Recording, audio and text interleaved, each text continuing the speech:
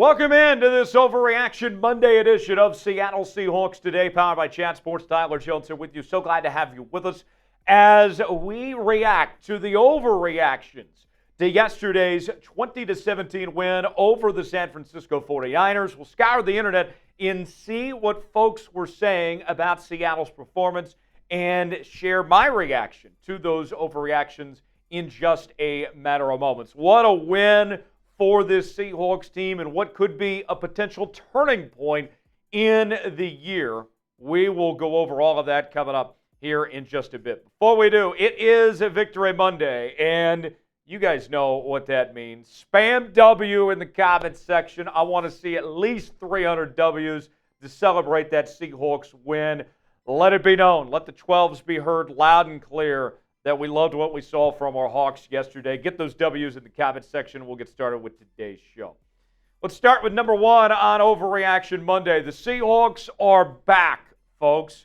And I don't think this is an overreaction. I loved what I saw from this team going on the road, defeating a divisional foe, the team that has been their kryptonite, losing 6 straight to the Niners, coming off back-to-back losses off the bye week. Geno Smith had never beat the San Francisco 49ers prior to yesterday, but that all changed. And now you get this win. And I feel like this is something that we'll potentially look back on at the end of the season and say, when did things change? When did the Seahawks start to head in the right direction? And I think it will be when we look back at that Niners game, how the Seahawks responded to that bye week when their backs were against the wall, when they needed to win this game to stay alive, to make that postseason push. They needed something. And you think about the way this game had gone. They very easily could have just put their heads down and let this one go by the wayside and lose this football game. But this team dug their heels in and found a way to get it done. Huge victory for the Seahawks here. And you think about this too.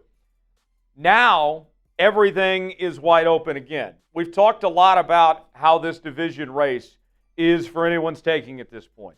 You got the Cardinals at the top of the standings at 6-4. The Rams, Seahawks, and Niners all at 5-5, tied for third place in the division here. And you're going to play the Cardinals 2 times in the next 3 weeks. As great as yesterday was, I think that this team just needs to enjoy this 24-hour stretch and then get back to work, get back to business, because the job's not finished. It's far from over for this Seahawks team of what they need to accomplish and what they need to do to make that push to get into the postseason. It's put up or shut up time now. Big win yesterday, but now going forward here, I mean, you can't be riding too high because you look at what's ahead. You play Arizona. The New York Jets, I think, are still a team that it's not a given, despite how bad they've played, that you're going to go out there and win that game on the road. That's still not an easy matchup going up against Aaron Rodgers, one of the best quarterbacks of all time, and some of their key offensive weapons. Then you play Arizona again, Green Bay, Minnesota, Chicago, and finish off Week 18 against the LA Rams. It's a tough stretch going forward here. And I believe that the Seahawks can win this division, that they can finish strong the next few weeks, but they got work to do. This was a big win. It was big to get over the hump. But now going forward, they're certainly going to be tested over these next few weeks. Enjoy this one, fellas, but get back to work because it is going to be a tough stretch to finish out 2024 for this Seahawks team going forward from here. Let's ask you, our pinned comment today, will the Seahawks make the playoffs? Type Y for yes, N for no. Do you think they're going to get it done down the stretch? Weigh in, let us know. You might get an ad break while the ad's playing. Get your votes in and let us know what you think. Y for yes, N for no. Folks, no better way to celebrate a Seahawks win than subbing for Dubs here on Seahawks Today, as we had a great time on our watch party yesterday. We're going to continue to bring you the latest news and rumors on your favorite team each and every day, sometimes with 2 and 3 videos a day. We have our live shows on Wednesdays, watch parties every game day, Q&A mailbags, breaking news, and more. It's all in one place. Sub for Dubs. We're trying to get to 60,000 subscribers on the channel but we need you to be a part of this. Folks, it is going to be a great ride the rest of the way. I want to make sure every single one of you that are watching this show today are a part of our journey that we're on together here. This is a movement here on Seahawks Today, and I want you to be a part of this movement. The biggest Seahawks channel on YouTube is Seahawks Today. Subscribe now for free. You'll be glad you did. All right, let's talk about Geno now. And I'll say this. For as much has been made about Geno Smith, and with all the calls to bench him and the questions about, if he's worthy of a contract extension beyond next year and everything, one thing you can't deny about Geno Smith, time and time again, this guy comes through when it matters. There was a statistic a while back that Geno had the most game-winning drives in the fourth quarter and in overtime of any quarterback outside of Patrick Mahomes in the last 3 seasons. When the Seahawks need to get something done in crunch time, Geno Smith has continued to deliver time and time again. And yesterday, granted, was not Geno's best day by any stretch of the imagination. 22 of 32, 221 yards, had that awful interception. He was sacked 4 times. He was under pressure all day long. But yet, when they needed something, when they needed Geno to deliver, he came through once again. And he showed off the running ability. That rushing touchdown and a couple big rushing plays that Geno had down the stretch there. You think about, Geno's not one to typically use his legs that often, but he saw an opening, he capitalized, used his vision, and used it so well to take advantage of those run lanes and get the job done for this Seahawks team. Say what you want. You may not be a Geno fan, and that's okay. But what you can't deny is what this guy does in these big-time moments. And the big thing going into Sunday that everybody had talked about, he can't beat the Niners. The Niners have his number. That was the biggest thing that people pointed to was this guy can't beat the Niners.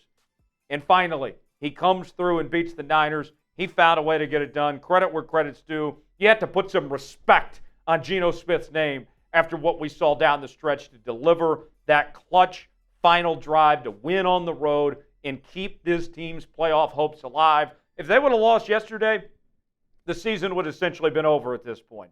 Not on Geno's watch. They wrote him off. He did not write back. Do you believe in Geno Smith? You got 2 options here. Type B for believe, D for don't. Get in that comment section and let us know what you think. Today's show is sponsored by our friends at Prize Picks. Prize Picks is the place to go for daily fantasy made easy. Here's how it works. You choose 2 or more players on any given category. Get the choice of more or less, whether you're talking fantasy points in football, rebounds in basketball, goals in hockey, all sorts of different categories to choose from. And Prize Picks has got a great deal they're offering right now, folks. They will give you $50 to spend for free when you play $5. You don't even have to win to get the money on Prize Picks. Go to prizepicks.com/CLNS, promo code CLNS. The link is in the comments and description of today's video. Got a little Monday Night Football action tonight featuring the Dallas Cowboys and the Houston Texans. I'm going to go with Cooper Rush to have more than 174.5 passing yards. I don't think the run game is very good for Dallas. I think Cooper Rush is going to have to throw the football effectively. Give me C.J. Stroud to have more than 9.5 rushing yards. I think that he can move a little bit more than maybe people realize. If I put $20 down and both those hit, that turns into $60 on Prize Picks. Play along with me, prizepicks.com/CLNS, promo code CLNS. The link is in the comments and description of today's video. Prize Picks, proud partner of Seattle Seahawks Today. Let's talk about the linebacker position. All eyes were on Tyrice Knight getting the start after the release of Tyrel Dodson. And it was an impressive showing from what we saw from Tyrice Knight as he finished with 10 total tackles as well as 1 QB hit, was second in the team in tackles on the day. And now the question becomes, is Tyrice Knight better than Tyrel Dodson? Did the Seahawks make the right call moving on from Dodson and going with the youngster Tyrice Knight? I'm not going to sit here and say for certain that Dodson is not as good as Knight, that Knight's the better football player. I can't say that definitively after one game. But what I can say, that's why I would call it an overreaction just yet. But what I can say about Tyrice Knight is that there is reason to be optimistic, that he showed a lot. And this past game on Sunday was a huge step in the right direction for his progression and his progress. And you look at this linebacking unit. Ernest Jones was fantastic, and we'll talk about him more coming up later. Him and Knight together. Now, as this Seahawks team, you're looking at this group and you say to yourself, all right, if Tyrice Knight continues to develop and if he can build on the performance that we saw Sunday, then you have your linebacking core set for a very long time. Ernest Jones, I don't think, is going anywhere. Tyrice Knight is just getting started as a rookie. Mike Macdonald has been very, very outspoken about trying to get this linebacker position right. This has been a big point of emphasis with not bringing back Bobby Wagner, with not bringing back Jordan Brooks, with saying goodbye to Jerome Baker and Tyrel Dodson. They have made a point. They want to get this linebacking unit right, and they wanted to see what they could get out of Tyrice Knight, if he was ready to answer the call or not. And credit where credit's due, Tyrice Knight answered the call yesterday. Now, we still have several more games to go. Hopefully Knight continues to build upon this. But I thought Sunday was a huge step in the right direction. And Mike Macdonald, it's just one game, still more to go. But I thought that Mike Macdonald and John Schneider looked pretty smart for their decision to go ahead and go forward with Knight and send Dodson packing based on what we saw this past week. We'll see if that continues. I think it's too early to say he's better than Dodson just yet, but I thought it was a step in the right direction as far as that goes. Now, let's talk about JSN. Jaxon Smith-Njigba, folks, has arrived. Not an overreaction whatsoever. JSN was just spectacular yesterday. His second straight game with over 100 receiving yards. The first time in his career that he's had back-to-back 100-yard receiving games, 10 catches, 110 yards, 11 yards of reception off of 11 targets. And basically anything that was going his way, he found a way to bring it in. And he made some big-time plays down the stretch. He was Geno's go-to guy. And you think about with DK Metcalf coming off the injury, we didn't know what to really expect out of DK Metcalf, how much he was really going to perform and how close he was to 100%. With that said, DK still played very well himself yesterday with 7 catches for 70 yards. So they needed one of those other guys to step up, whether it was JSN or Tyler Lockett. We didn't hear a lot from Tyler Lockett yesterday, just 2 catches for 19 yards off of 3 targets. But now we're starting to see JSN come into his own. He is in his bag, as the kids say. And I think you look at JSN, and without question, this guy is your number 2 receiver right now. He's passed up Tyler Lockett on the depth chart at this point in time. In fact, you take it a step further, you look at the statistics, and take it with a grain of salt because DK did miss a couple games, but nobody has more catches and nobody has more yards in this receiving core than Jaxon Smith-Njigba right now. JSN is getting the job done, and now he's starting to look like that first-round receiver that the Seahawks thought that they were getting out of JSN. I'm excited. I am thrilled to see it. We heard all offseason about the connection that he and Geno Smith had, that he was Geno's favorite target throughout much of the offseason activities.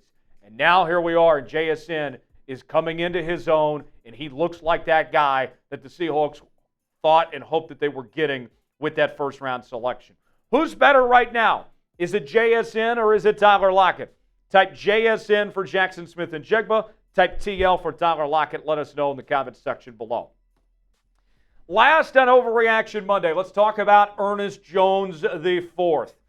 And the question now with Ernest Jones, with what we've seen over the last few weeks, is it time to just go ahead and extend Ernest Jones and keep him around in Seattle for the long term? And I got to tell you, I've seen enough. There is no reason to wait at this point. Lock this guy in and keep him in Seattle for a very long time. And if he continues to play at a high level like we've seen the last few weeks, his price tag's going to go up. And if you wait till the offseason, then more than likely he's going to cost you more money than he would cost you right now. I think it's in the best interest of the Seahawks to go ahead and take care of this contract and lock him up for a long time. Because what we've seen from Ernest Jones, this guy looks like a Pro Bowl caliber linebacker. And what he's been able to do, an instant impact player for this Seahawks defense. Yesterday, leading Seattle in tackles with 13, flying all over the field. He doesn't make a ton of mistakes. He's been a difference maker specifically when it comes to run defense. Yesterday, that was the best performance we've ever seen from the Seahawks defense against Christian McCaffrey, holding him to just 79 rushing yards off of 19 carries. And a big reason why was what we saw from Ernest Jones. I'm doing whatever it takes to lock up Ernest Jones right now and keep him around for a long time. When we talk about this Seahawks team trying to build for the future and their key pieces for 2025 and beyond, I think Ernest Jones looks like a cornerstone piece for this franchise, for this defense. The cornerstone players, you're talking about the Byron Murphys, the Devin Witherspoons, the Rick Wallens, the Leonard Williams of the world.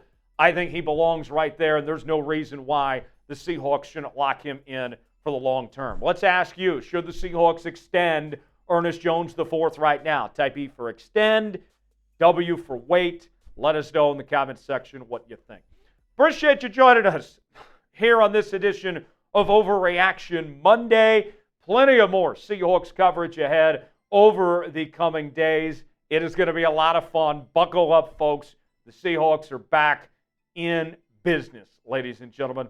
Subscribe now. Spam the W's in the comments section. I'm Tyler Jones. Thanks for joining us. We'll see you next time here on Seahawks Today.